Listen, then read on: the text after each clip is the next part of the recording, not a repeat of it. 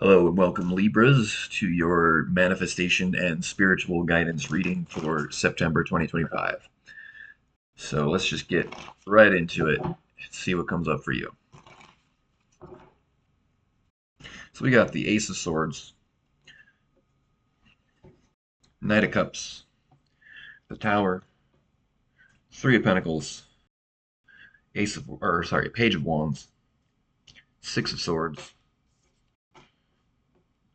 Page of Pentacles, Two of Cups, Five of Cups, and the Four of Pentacles.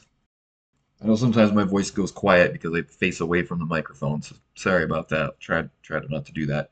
Um, so there's a new perspective growing in you, like a flash of insight that maybe it's already hit you, maybe it's coming soon.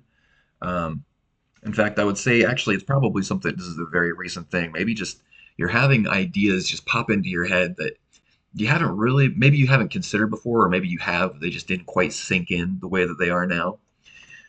So there's definitely like this flash of insight happening because in the past you had the tower. The tower is the breaking down of old mental constructs. It is the ego. It's like a piece of the ego falling off.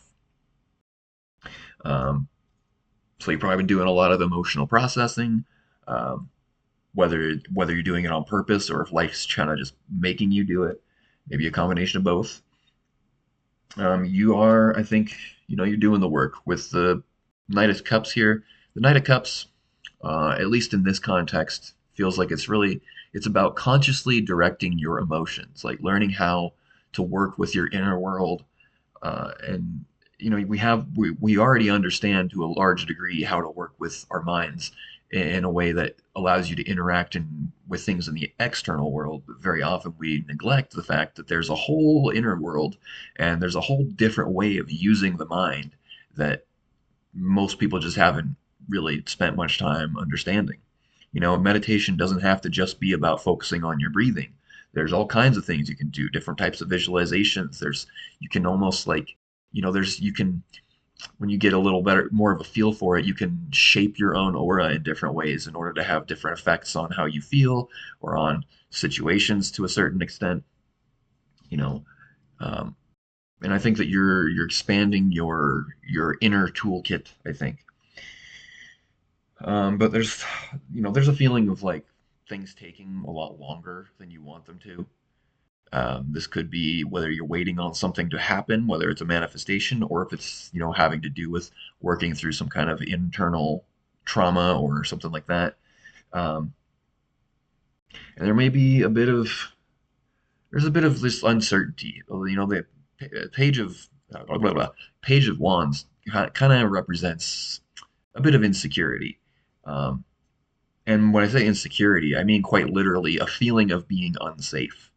And that can translate and sort of mask itself in all kinds of different ways. But that's really what insecurity boils down to. Whether it's insecurity about your appearance or your job or your money or your relationship or whatever, at its core, it's a feeling of being unsafe. But we twist it into all kinds of different complicated stories, uh, and because we tend to project things from the past that maybe you don't have a clear memory of, or maybe you do, maybe it's just directly like PTSD, that could be too. But when there's no clear memory associated with a feeling that was kind of programmed into you from the past, we tend to project it onto current situations, whether there's an actual problem there to be dealt with or not. Uh, that feeling, we need like an explanation for it. But the more you can kind of take away the story from the feeling and just focus on the feeling, the faster you'll be able to process it. And then if you need to know something about it, if you need to have an insight about what happened to make this feeling be there or how it's affecting you, it'll just pop into your mind, like we already talked about.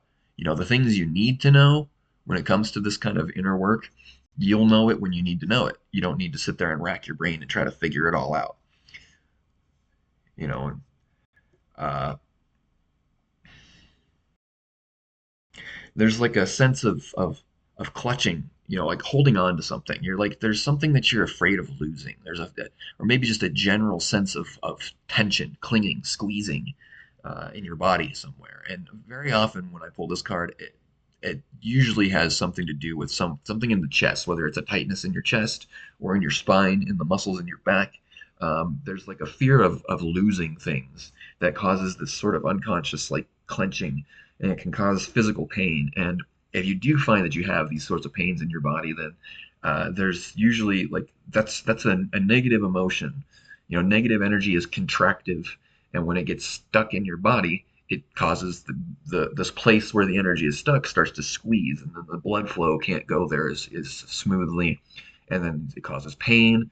And if it's really extreme, you know, in different parts of your body, it can cause illnesses. You know, I would go so far as to say that even some certain diseases that people claim to be uncurable might actually be curable if you would actually heal the energy that's at the root cause of it. But of course, you know, we won't go there. Um, and there's a, you know, the hopes, dreams, and fears position here with this Five of Cups. It's like you want to be doing this. You know that what you're doing is uncomfortable. You know that the healing you're doing is painful, but you kind of like want to do it, but you're also a bit of afraid of it, which is natural because you're literally facing your fears. But I think that the courage is there.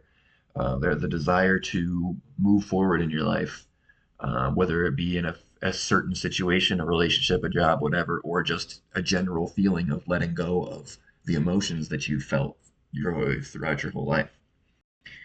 Um, yeah, like you're getting really deep down into the core, the deep stuff, you know, the core beliefs, the core traumas, the ones that really inform like your entire sense of identity. Those are the hardest ones to get to. They're the ones that the mind fights hardest to hide.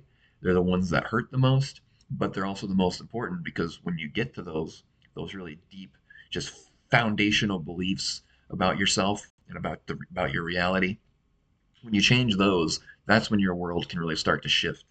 Um, but it's usually better not to spend too much time looking for the physical results of the work, because the more you do that, the more you kind of keep things from coming in.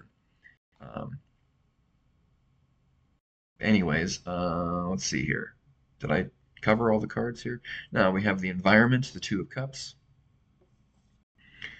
So maybe you're in a good place right now where you can spend the time to, you know, people typically associate this card with relationships, but on a deeper level, it has more to do with merging the two halves of your mind, the conscious mind, the subconscious mind, the logical mind, and the creative mind. It's the two parts of everyone of that everyone has being merged into one. Um, you know, you could even say the ego and the spirit are being merged into to get into one thing, and in that process, the conditioned ego feels like it's disappearing and dying, but it's not really. It doesn't, you know, the ego doesn't go away when you complete your awakening process. It just transforms into something else, and it stops being a purely mental, like, you know, it stops being a chattering voice in your head and starts to become more of a, it's like feeling your entire body all at once. You know, like if you focus your attention in your on your hand and just try to feel the inside of your hand with your eyes closed. You know, anybody can do that. But you can also but when you can do that with your whole body all at once, and that becomes your default state of mind, that typically kind of, I mean, that's enlightenment, basically. You know, we put all these ideas with this like we tend to associate the word enlightenment with this like unattainable, lofty goal, but it's actually the natural state of humanity. We just make a big to do about it because we've gotten so far as a collective. We've gone so far away from the natural state of being that now we have to turn it into this big thing, you know, make a big dramatic deal, acting like it's this unattainable thing that only people who live in the tops of the mountains of the Himalayas and monks and monasteries can achieve. But that's not really true at all. It's just that most people don't try to complete the work. So a lot of people don't. So you don't really meet a lot of people who do. And when you do, they don't typically talk about it. because they don't need to. They don't need to prove anything to you because they already feel whole within themselves. They don't need to. They don't care if you know how far they've made it in their spiritual journey. So maybe you even have met enlightened people before. So see if there's anything else.